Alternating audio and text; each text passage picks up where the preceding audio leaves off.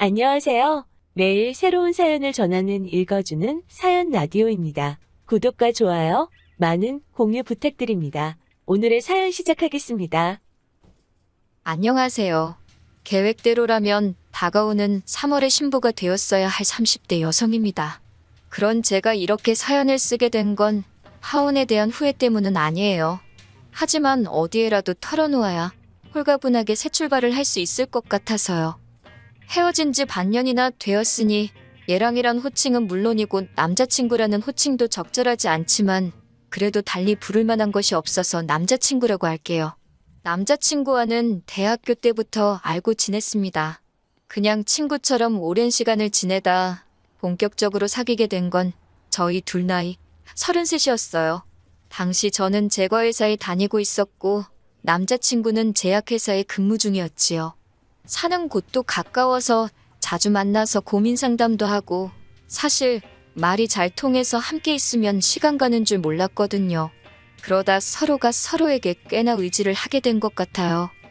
본격적으로 사귄 지 1년쯤 지났을 무렵이었습니다. 남자친구가 말하길 부모님께서 남자친구랑 저랑 교제하는 사실을 알게 되셨다고 하더라고요. 저희 부모님도 제가 남자친구가 있다는 사실을 알고 계셨는데 저희 부모님은 둘이서 건전하게 즐겁게 만나라고만 하셨을 뿐 가타부타 별 말씀이 없으셨거든요. 그런데 남자친구는 자기 부모님이 알게 되셨다는 걸 꽤나 신경 쓰는 눈치였어요. 그래서 제가 어머님이 나랑 사귀는 걸 안 좋아하시냐고 물었습니다. 그러자 남자친구가 그런 게 아니라며 하는 말이 자기 집은 저희 집 같지 않답니다. 어머님이 특히나 엄하신 분이라서 결혼할 거 아니면 뭐하러 시간 낭비를 하냐고 많이 언짢아 하셨다대요. 좀 황당했지요. 물론 저희들 다 홍기가 꽉 찬 30대였으니 아들이 빨리 장가가서 자리를 잡았으면 하는 어머님의 마음을 아예 이해 못할 건 아니었지만 그래도 결혼할 거 아니면 만나지 말라니. 30도 넘은 아들을 당신 손에 넣고 이래라 저래라 하려 하시는 것 같아서 좀 그렇더라고요. 그리고 그런 이야기를 고민이랍시고 저한테 전하는 남자친구도 좀 당혹스럽대요. 하지만 그때만 하더라도 남자친구가 전할 말 전하지 말아야 할 말을 분간도 못하는 인간이라곤 생각지 못했어요. 아무튼 그 일을 계기로 남자친구가 먼저 저에게 결혼 이야기를 꺼내왔습니다. 어머님 말씀도 틀린 건 아니지 않냐며 어차피 남자친구나 저나 비혼주의자도 아니니 이참에 한번 진지하게 생각해보자 했지요. 그리고 사실 그때만 하더라도 남자친구와 저 두 사람 사이에 큰 문제는 없었거든요. 그래서 며칠 생각해본 끝에 결혼하자는 쪽으로 이야기가 되어 조금씩 이런저런 계획을 세워나가기 시작했네요. 그런데 그 이후로 한 2달쯤 지났을 거예요. 생각지 못한 일이 발생했는데 그건 바로 제가 회사에서 근무하던 부서가 다른 부서랑 통합이 되었거든요. 하지만 말이 좋아 통합이지 저희 부서는 폐지된 거고 저는 졸지에 영업직으로 발령을 받았습니다. 워낙 내향적인 성격의 낯도 많이 가리다 보니 영업을 해야 한다는 사실에 눈앞이 깜깜하더라고요. 사실 저도 직장 다닌 지 7년 차였으니 언젠간 이런 날이 올 거라고 예상은 하고 있었습니다. 저희 부서가 몇 년째 실적도 부실하고 그렇다 보니 회사에서도 눈엣 가시처럼 여긴다는 건 타부서는 물론이고 동종업계 사람들이라면 공공연히 다 알고 있었거든요. 그래도 설마 예고도 없이 갑자기 이렇게 부서를 폐지할 거라고는 상상도 못했어요. 저뿐만 아니라 다른 부서 사람들도 남일 같지 않다며 크게 충격을 받았지요. 그나마 다행이라고 해야 할지 저는 몇 년 전부터 취미 겸 혹시나 회사에서 나오게 되면 창업이라도 해야 한다는 요량으로 제법 진지하게 제과기술을 익히고 있었습니다. 대학교 전공으로 원래는 외식조리학과를 다녔고 그러다 기회가 닿아 지금의 회사로 취업을 했거든요. 제가 전공한 바와는 전혀 다르기도 했고 워낙 관심이 없던 분야라서 그런지 회사 일은 저에게 늘 스트레스였어요. 그런데 이상하리만치 빵을 굽고 디저트를 만들면 어느샌가 제 마음이 진정이 되는 걸 알 수 있었지요. 그래서 자의로든 타의로든 회사를 나오게 되면 꼭 좋아하는 일을 하면서 살아야겠다고 다짐했고 그래서 제과기술을 익히게 된 거예요. 그런데 아시다시피 좋아하는 일을 하면서 사는 게 말처럼 쉬운 일은 아니잖아요? 카페라도 열어야 하나 생각하니 역시나 자본이 문제였습니다. 영업직으로 일하는 건 하루하루가 고역이었지만 그렇다고 무작정 회사를 때려칠 수도 없었으니 회사는 회사대로 나가면서 조금씩 어떻게 사업을 할지 구상을 하기 시작했어요. 그리고 이런 과정을 남자친구와는 결혼을 약속한 사이였으니 당연히 남자친구에게도 알렸지요. 그런데 저는 솔직히 남자친구가 이런 이야기까지 어머님과 주고받을 줄은 몰랐습니다. 그래서 남자친구 어머님께서 사업 관련해서 당신과 얘기 좀 하자며 연락을 해오셨을 땐 적잖이 당황스러웠네요. 어머님께서 전화를 걸어오셨고 단도직입적으로 만나자 하시는데 싫다 소리를 못했습니다. 말 그대로 당황스러워서 얼떨결에 일단은 어머님이 하자는 대로 알겠다 했거든요. 하지만 전화를 끊고 바로 남자친구에게 연락을 했어요. 어떻게 어머님이 내 연락처를 알게 되신 건지 그거야 당연히 남자친구가 알려드렸겠지만요. 제 말은 왜 알려드렸는지가 궁금했거든요. 그랬더니 남자친구가 하는 말이 어머님이 비상연락망의 개념으로 알고 있겠다 하셨대요. 그래서 자기도 설마 저한테 직접 연락을 하실 거라고는 상상도 못했다 하더라고요. 남자친구가 거짓말을 하는 것 같지는 않았지만 언짢았던 건 사실입니다. 비상연락망이건 뭐건 간에 적어도 나한테 귀띔은 해줄 수 있던 거 아니냐니까 자기가 생각이 짧았다며 순순히 사과를 하대요. 그래서 더는 따져 묻지 않았고 일단은 어머님과 만나기로 했으니 남자친구도 같이 나가자 했어요. 그렇게 어머님과 셋이 카페에서 첫 대면을 하게 되었습니다. 어머님께서 남자친구더러 당신 옆에 앉으라고 하시더군요. 자리가 중요한 건 아니지만 그런 작은 행동 하나하나 이래라 저래라 하시는 모습이 보기 좋진 않았어요. 이윽고 커피가 나오자 어머님이 먼저 저에게 한마디 하시대요. 당신 아들과 사귀면서 어떻게 당신한테 연락 한 번을 안 하냐고요. 잘 보이고 싶고 그런 게 없었나 보다며 비꼬시며 당신은 싹싹하고 예의 바른 사람이 좋다나요. 뭐라고 대꾸를 해야 할지 모르겠어서 일단은 죄송하다 했습니다. 돌이켜 생각해보면 사실 제가 죄송할 일은 아니었는데 그때는 어머님 기가 워낙 세니 저도 모르게 주눅이 들었던 것 같아요. 남자친구도 어머님더러 걱정 말라며 제가 앞으로 잘할 거라고 그러는데 왠지 설명할 수 없는 불쾌한 기분이 들대요. 이후로도 어머님께선 비슷한 어투로 잔소리를 좀 더 하셨습니다. 저는 그냥 말없이 내내하며 듣고만 있었고요. 그러다 어느 정도 어머님도 할 만큼 했다 싶으셨는지 저를 만나자 하신 본론을 꺼내셨습니다. 남자친구가 정확히 뭐라고 이야기를 한 건지는 모르겠는데 제가 남자친구랑 동업을 하고 싶어 하는 걸로 알고 계시더라고요. 그러면서 하시는 말씀이 그 사업 자금을 어머님이 대주시겠답니다. 생각지도 못한 이야기에 뭐라고 대답을 해야 할지 모르겠더군요. 사실 자본만 해결이 되면 저는 제 실력에도 자신이 있었기 때문에 안정적으로 카페를 운영해 나갈 자신이 있었거든요. 그렇다고 제가 돈이 아예 없었던 건 아니에요. 직장 생활하면서 돈을 모으긴 했으니까요. 다만 사업을 하려면 몇천 가지고 되는 건 아니잖아요. 그 돈은 제가 시집갈 때 필요한 돈이기도 했고요. 그래서 솔직히 대출을 받아야 하나 어째야 하나 이래저래 걱정 근심이 많았는데 갑자기 남자친구 어머님이 한 번에 해결해 주시겠다 하니 가놓고 말해서 대박이란 생각과 동시에 이게 맞는 건가 싶더라고요. 그래서 남자친구와 남자친구 어머님께 일단 감사하지만 생각 좀 해보겠다 했습니다. 집에 돌아와 곰곰이 생각을 해봤어요. 어차피 결혼할 사이니 같이 사업을 하는 게 나쁜 건 아니라는 생각이 들긴 하대요. 하지만 동시에 계속해서 찜찜한 마음이 사라지질 않더라고요.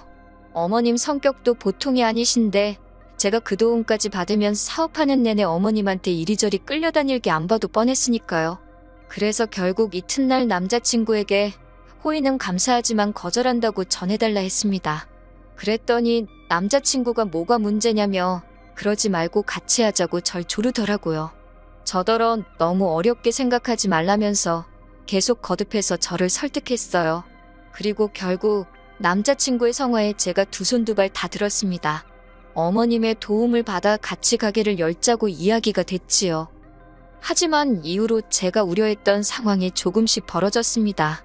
가게 자리를 보러 다니려 하니 어머님은 무조건 당신이 같이 다니겠다 하시더라고요. 제가 생긴 게 맹추 같고 말투가 어리숙해서 남들한테 눈탱이를 맞을지도 모른다고요. 면전에 말을 그렇게 하는데 누가 기분이 좋겠어요.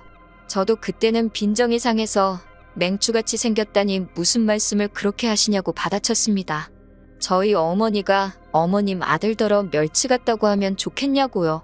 그리고 이 일로 초반부터 저랑 어머님 당연히 틀어졌어요. 남자친구가 어머님하고 무슨 일이 있었냐며 어머님께서 남자친구더러 저하고 사업하지 말라고 돈 대주기 싫다고 하셨답니다. 저도 그 돈 필요 없다고 어머님이 나더러 맹추같이 생겼단다고 들었던 말 그대로 전했어요. 그러자 남자친구 하는 말이 그건 그냥 하는 소리래요. 자기 어머니가 원래 손해 보이는 사람한텐 항상 맹추같이 생겼다고 한다나요? 그게 변명이냐고 남자친구랑도 대판 싸웠네요.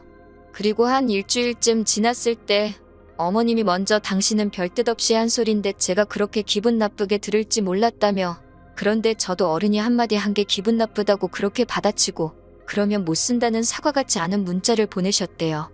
그리고 그땐 저도 회사 일부터 시작해서 남자친구와의 다툼으로 인해 스트레스도 많이 받고 정말 심적으로 육체적으로 힘들었거든요. 그래서 어머님이 그렇게 문자를 보내신 것만으로도 감사한 일이라고 제 스스로 세뇌를 시켰어요. 그리고는 얼렁뚱땅 남자친구와도 화해를 하고 다시 사업 준비도 진행해 나갔네요. 사업은 저와 남자친구가 하지만 어머님 입장에서는 어쨌든 큰돈이 나가는 일이니 결국 자리를 보기 위해 같이 다니게 되었습니다. 그런데 어머님의 막말은 때와 장소를 가리지 않더라고요.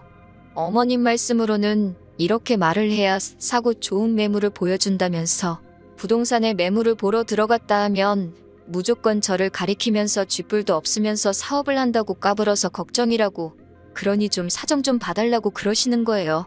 제가 막말로 쥐뿔이 있는지 없는지 아무것도 모르시면서 그저 제가 어머님의 도움을 받아 사업을 하게 될지도 모른다는 이유로 저를 깔보시는 게 너무 화가 나대요. 결국 그렇게 한 3주 가까이 같이 자리 보러 다니다가 안 되겠다 싶어서 말씀 좀 그렇게 하지 마시라 했어요. 그랬더니 어머님은 또 저더러 예민하다 어떻다. 듣다 보니 정말 치사하단 생각이 너무 들대요. 결국 사업을 안 하면 안 했지 어머님 돈으론 안 하겠다고 결론을 내렸어요. 그런데 딱 그 결정을 전달하려던 날 어머님이 자리를 계약했다고 연락을 해오셨습니다. 설마 했는데 결국 저와는 상의도 없이 어머님 마음에 드는 곳을 고르셨더군요. 남자친구는 남자친구대로 그래도 자기 어머니가 보는 눈이 있으시다고 믿고 따라가라는데 그 소리도 어찌나 듣기가 싫던지요. 너무 실망스러웠지요. 그러다 결국 어머님과 한바탕 목소리 높여 싸우게 되었습니다. 하온의 결정적인 이유이기도 했고요. 가게 인테리어를 진행하면서 어머님께서는 더더욱 제 의견을 무시하기 일쑤였어요. 일단 인테리어도 당신이 아는 곳이 있다 하셨는데 알고 보니 어머니 애인이 하는 곳이대요. 어머님 아버님이 별거 중이라고만 들었지 이혼을 하셨다거나 아버님이 돌아가셨다는 이야기는 들은 적이 없습니다. 그런데 애인이라니 제가 보수적이라 그런지 좀 거북하고 불편하대요. 게다가 어머님이 애인은 당신이 무슨 남자친구의 아버님이라도 되는 것처럼 저한테 야더 하면서 반말을 하기 일쑤였어요. 가령 제가 여기에는 이 조명을 달아달라 하면 네가 이 일을 해봤냐? 내가 전문가다. 알아서 잘해주는데 왜 까부냐? 그냥 있으라는 식이었달까요? 하지만 남자친구도 그 모든 과정을 보면서도 별소리를 안 하니 제가 달리할 수 있는 액션도 없었고 그 무렵에는 그래 될 대로 되라 싶었습니다. 솔직히 나쁜 생각도 했어요. 이러다 장사 못하게 되면 내 손해냐, 알게 뭐냐 그런 식으로요. 그러다 하루는 어머님께서 저를 따로 불러내시더니 대뜸 저더러 당신 애인한테 왜 맘먹냐입니다. 어떻게 당신 애인한테 손가락으로 여기저기 하면서 말을 하느냐고요. 아니 천장이라던가 구석이라던가 어딘지 알려드려야 돼서 손가락으로 가르친 건데 그게 문제가 될 거라고는 생각도 못했습니다. 어머님 말씀으로는 그림을 그릴 수도 있고 말로 표현을 하면 되지 옆에 바짝 붙어서는 손가락으로 그러는 게 말이 되냐는데 그러면서 마치 제가 어머님 애인한테 꼬리를 친다는 식으로 말을 하더라고요. 어떻게 하면 예비 며느리를 상대로 그런 더러운 생각을 할 수 있는 건지 엄청난 모욕감을 느꼈지요. 그리고는 결국 참다 못한 제가 어머님더러 모 눈엔 뭐만 보인다더니 정말 그런가 보다고 해버렸어요. 그리고는 어머님 아들하고 사업 안 해도 그만이라고 안 하겠다고 소리를 질렀네요. 처음부터 제가 하고 싶다고 조른 사업도 아닌데 제가 왜 이런 꼴을 당해야 하는지 모르겠다고 어머님도 상식적으로 행동하시라 했지요. 그랬더니 어머님이 저더러 그러고도 자기 아들이랑 결혼할 생각이냐고 어림도 없대요. 그래서 저야말로 어머님 아들, 어머님 때문에 조도 안 갖는다고 했어요. 화가 나서 그런 건지 얼굴이 있는 대로 빨개진 어머님이 자기야 나와보라며 인테리어 사장님을 불러대시대요. 사장님이야 어머니 메인이니까 당연히 쫓아나와서는 무슨 일인지는 몰라도 젊은 사람이 왜 어른한테 그러냐고 대뜸 제 탓을 하시더라고요. 제가 열받아서 제3자는 좀 빠지라고 했습니다. 아버님도 아니고 가서 하던 인테리어나 잘 아시라고요. 어머님이 제 뒤통수에다 대고 욕을 막 하시는데 오히려 기분은 후련했어요. 동시에 남자친구랑 완전히 끝났다 생각하니까 아쉬운 마음보다는 이제 이런 거지 같은 일을 안 겪어도 된다는 생각에 홀가분했다고 할까요? 그리고 그렇게 집으로 돌아오는데 남자친구한테 미친 듯이 전화가 걸려오대요. 처음에 한 대여섯 통은 그냥 무시했는데 도대체 하고 싶은 말이 뭔가 궁금하기도 해서 결국엔 받았습니다. 그랬더니 대뜸 도대체 무슨 소리냐고 사업이고 결혼이고 안 한다는 게 무슨 말이냐고 울며불며 따지더라고요. 그래서 니네 엄마한테 물어보라 했습니다. 내가 뭐가 아쉬워선 니네 엄마 그 지랄 같은 성질 다 맞추고 하다못해 니네 엄마 애인인지 뭔지한테까지 비위를 맞춰야 하냐고 거기다 니네 엄마가 내가 니 새아빠인지 니 엄마 애인인지한테 꼬리를 친다는 개소리까지 들었다고 명예훼손으로 고소 안 하는 걸 다행인 줄 알라고 정말이지 따다다다 쏘아댔어요. 그랬더니 남자친구가 이대로 못 끝낸답니다. 두고 보라나요? 솔직히 두고 보라는 사람 무서울 거 없다잖아요. 저도 그랬어요. 그나마 다행인 건 정말로 남자친구와 헤어졌다는 사실이 슬프기도 했지만 한편으론 두고 보라는 남자친구의 마지막 말 덕분에 금방 마음 정리를 할 수 있었다는 거예요. 처음 한 달은 마음이 복잡했지만 지금은 어느 정도 회복이 된 것 같아요. 그리고 두고 보자던 남자친구는 하루가 멀다 하고 저에게 미안하다고 연락을 해옵니다. 저만 돌아와 준다면 어머님하고는 연을 끊고 살 거라나요. 연을 끊던 연을 날리던 전 아무런 관심이 없고요. 함께한 시간을 생각하면 억울하고 속상하지만 그래도 식장 들어가기 전에 이 구렁텅이에서 빠져나와서 다행이다 싶어요. 저는 일단 영업일이건 뭐건 간에 제가 처한 상황에서 최선을 다해 볼 생각입니다. 그리고 내년쯤 제 힘으로 사업을 시작할 거예요. 사업이 어느 정도 안정이 되면 한번 인사드리러 돌아오겠습니다. 그때는 좋은 이야기를 가지고 올게요. 긴 이야기 들어주셔서 감사합니다. 오늘의 사연은 여기까지입니다. 구독과 좋아요, 알람 설정해주시면 앞으로 더 좋은 사연으로 찾아오겠습니다. 감사합니다. 감사합니다. 감사합니다. 안녕하세요. 매일 새로운 사연을 전하는 읽어주는 사연 라디오입니다. 구독과 좋아요, 많은 공유 부탁드립니다. 오늘의 사연 시작하겠습니다. 안녕하세요. 의사 남편 만났다고 제가 무슨 인생 대역전이라도 한 것처럼 생각하던 시댁에 한방 속 시원하게 날려주고 이혼해버렸습니다. 남편은 저보다 3살 연하예요. 제가 남편보다 나이가 많다는 사실부터 시댁에서 마음에 안 들어 했어요. 의사가 명예도 있고 돈도 잘 버는 직업이라는 건 인정합니다만 솔직히 저희 집이 그런 거 생각할 만큼 형편이 어려운 집이 아니거든요. 서울은 아니지만 저희 부모님이 경기도 쪽에 알짜배기 건물을 몇 개나 가지고 계세요. 저는 딱히 직업은 없지만 부모님 대신 건물 관리하고 하면서 부모님께 월급 받아 생활하고 있고요. 남편을 처음 만난 그날도 평소처럼 부모님 건물 중 하나에 들어온 임대문의 때문에 밖에서 일을 보고 있던 차였어요. 건물을 둘러보고 나오다가 발을 접질르는 바람에 급한 대로 근처에 있던 정형외과에 다녀오게 되었는데 때마침 그쪽이 남편이 일하고 있던 병원이었습니다. 제가 저희 집에 돈이 많다는 티를 낸 적도 없고 남편 또한 자기가 의사라고 잘난 척하거나 그러지 않았어요. 나이 차는 3살이나 났지만 저희는 서로가 서로에게 깊게 끌리게 되었죠. 처음에는 남편한테 저희 집이 여유롭다는 사실을 알리기가 싫어서 일부러 숨겼습니다. 그냥 이 근처에서 일하는 직장인이라고 말했어요. 어떻게 보면 거짓말을 한 건 아니죠. 제 할일 다하면서 부모님께 월급을 받고 있었고 첫 만남부터 우리 집 돈 많다고 티내거나 자랑할 이유도 없잖아요.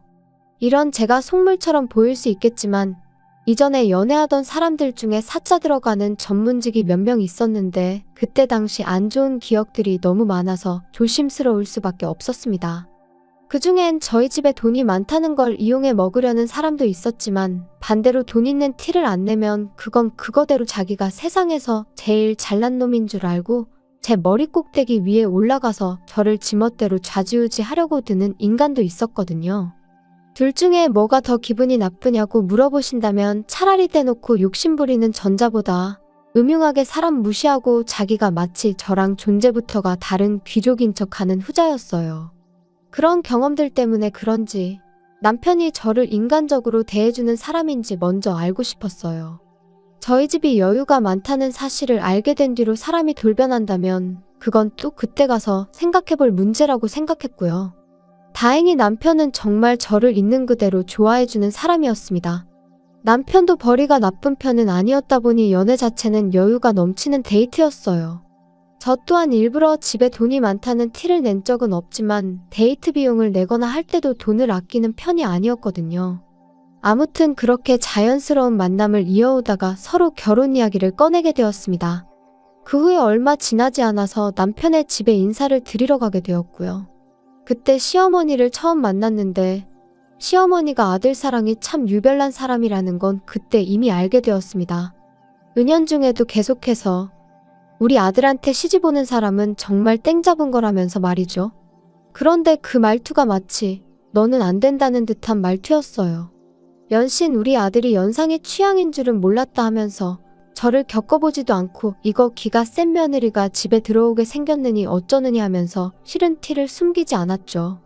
마치 공부만 하느라 세상 물정 모르고 자란 당신 아들을 인생 역전할 기회만 노리는 늙은 여우가 낚아챈 것처럼 보는 눈치였어요. 시어머니의 계속된 아들 자랑에 남편은 머쓱해졌는지 그만 좀 하라며 세상에 자기보다 잘난 사람이 얼마나 많은 줄 아느냐고 했지만 시어머니는 남편이 그러면 그럴수록 너는 대한민국 상위 1%라느니 귀족이니 하면서 남편을 계속 추켜 세워줬죠. 연애하면서 혐오했던 인간상이 딱 그쪽이었거든요. 자기 직업 하나 믿고 세상 사람들을 자기보다 아래라고 깔고 보는 사람들 말이에요. 남편은 그런 사람이 아니었지만 시어머니가 될 사람이 그런 사람이라는 사실이 달갑지만은 않았습니다. 그래도 끝까지 결혼을 결심한 건 제가 결혼을 해도 남편이랑 하는 거지 시어머니랑 하는 게 아니라고 생각했기 때문이에요. 남편은 자리에서도 자기를 한껏 낮추며 겸손한 모습을 보여주었으니까요. 거기에 그날 인사를 드리고 난 뒤 어머니는 자기가 꼭 책임지고 마음을 돌려놓겠다고 이야기를 했으니 아들 말이라면 껌뻑 죽는 사람인데 남편이 중간에서 역할만 잘해준다면 아무 문제 없겠다 싶었죠. 그렇게 3개월 정도 쭉 연애를 이어오고 있는데 기어이 결혼 허락을 받아왔어요. 사실 제 나이가 이미 30대 중반을 바라보고 있는 가운데 솔직히 연애는 몰라도 결혼 욕심은 크게 없는 상황이었죠. 그렇다고 당시 남편이 저나 저희 집 재력을 정확하게 파악을 하고 있지 않은 가운데 부모님 반대에도 불구하고 끝내 결혼 허락을 받아온 모습이 한편으로는 감동적이었고 이 사람이라면 결혼해도 평생 행복할 수 있겠다는 확신까지 주었습니다. 그렇게 저도 결혼 준비를 시작했고요. 그 후에 바로 남편이 저희 집에 인사를 드리러 가게 되었는데 그때 처음 저희 부모님이 건물 몇 개를 가지고 계신다는 사실도 말해줬죠. 그 후에 상견례를 하기 전 시어머니를 다시 만날 기회가 있었습니다. 직접적인 말은 꺼내지 않았지만 그 자리에서만 몇 번이고 결혼하면 아내가 남편 뒷바라지를 잘해줘야 되는 거라는 이야기를 하셨죠. 나이가 많다고 아들 기죽이고 그러면 안 된다는 식으로도 이야기를 했는데 저는 그런 말들이 전부 결혼을 허락해줬으니 말 그대로 아들 기죽이지 말라고 꺼낸 이야기인 줄로만 알았어요. 상견례 자리에서 꺼낼 말들의 밑밥이었다는 건 생각도 못했죠. 상견례 자리에서 시어머니는 또 다시 한번 의사 아들 자랑을 시작했어요. 이미 저희 집이 금전적으로 부족함이 전혀 없는 상황이란 걸 알고 있었을 텐데도 불구하고 의사 사위 얻는 걸 아주 땡 잡은 줄 알라는 식으로 나오셨죠. 의사 사위라는 게 돈만 있다고 해서 얻을 수 있는 게 아니라는 식으로 말이에요.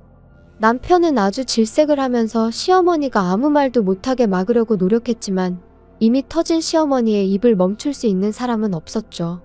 사람이 돈만 있다고 되는 게 아니라고, 결국엔 명예가 있어야 그 돈도 가치가 있고 빛나는 법이라며 집안에 의사 식구가 들어오는 걸 대박 잡은 거나 마찬가지라고 계속 열변을 토하셨어요. 저희 부모님이 그런 말에 눈 하나 꿈쩍하실 분들이 아니었는데 시어머니가 심기를 거슬리는 말을 기어이 먼저 꺼내더군요. 예비 사돈이 건물을 몇 개나 가지고 있다고 들었는데 이참에 사위한테 병원 하나 차려주면 어떻겠냐고 하더군요. 의사 아들 키워낸 값이면 못해도 예단으로 한 5억 정도는 해오셔야 할 텐데 병원 하나 차려주면 예단 문제로 길게 말을 하지 않겠다고 하는 겁니다. 상견례 자리에서 금전적인 이야기부터 꺼내는 건 안 좋은 것 같다고 저희 부모님께서 말을 먼저 자르셨고, 그런 이야기는 추후에 애들 결혼 준비하는 거 보고 다시 나누자고 잘 이야기를 하셨어요. 하지만 저희 부모님은 기분이 몹시나 상한 눈치였습니다. 의사 그까짓 게 뭐가 대수라고 저렇게 유세를 떠냐고, 결혼을 엎어버리는 게 맞는 거 아니냐는 심한 말도 하셨어요. 당시 저는 남편이 정말 좋은 사람이라고 생각했어요. 의사라는 직업이나 그런 걸 떠나서 그냥 저라는 사람 그 자체를 좋아해준 사람이었으니 그 만남이 마치 세기의 만남이라도 된 것 마냥 생각해서 파혼은 하기 싫다고 했죠. 결국 부모님을 설득해 결혼을 진행하기로 했어요. 시어머니가 요구한 개업은 어떻게 절충해서 부모님이 알짜배기 상가건물 공실 하나를 권리금이나 계약금, 세도 향후 3년 동안은 받지 않기로 해서 병원 자리만 해줬습니다. 인테리어도 어느 정도는 도와주셨으니 거의 차려주신 거나 마찬가지였죠. 병원에 필요한 장비나 그런 것들은 전부 남편이 남편 집에서 알아서 해오는 걸로 했어요. 그도 그럴게 그거 외에는 남편이 결혼 비용을 아무것도 할 필요가 없었거든요. 집에 자동차부터 혼수, 집에서 쓸 국그릇 하나까지 전부 다 저희 집에서 해가기로 했거든요. 들어간 돈만 따지고 보면 시댁 쪽도 병원에 들어갈 기자재들 사느라 지출이 컸겠지만 비교조차 할 수 없을 만큼 저희 집에서 큰 돈을 해간 거나 마찬가지였죠. 그러니 돈에 환장한 시어머니와도 아무런 문제 없이 그렇게 결혼을 진행하기로 이야기를 끝낼 수 있던 거였고요. 결혼하고 알게 된 건 병원 일이라는 게 제가 생각했던 것보다 많이 바쁘다는 거였어요. 월급 받고 일할 때랑은 또 다른 것 같더라고요. 의사가 돈을 잘 번다고는 하지만 쉽게 번다는 생각은 들지 않더라고요. 야간 진료에 주말에도 오전 진료까지 해야 하니 집에서 같이 쉴 시간도 많이 없었어요. 그러다 언젠가 남편이 같이 보낼 시간이 너무 없다는 식으로 저한테 아쉬운 척 말을 꺼내왔습니다.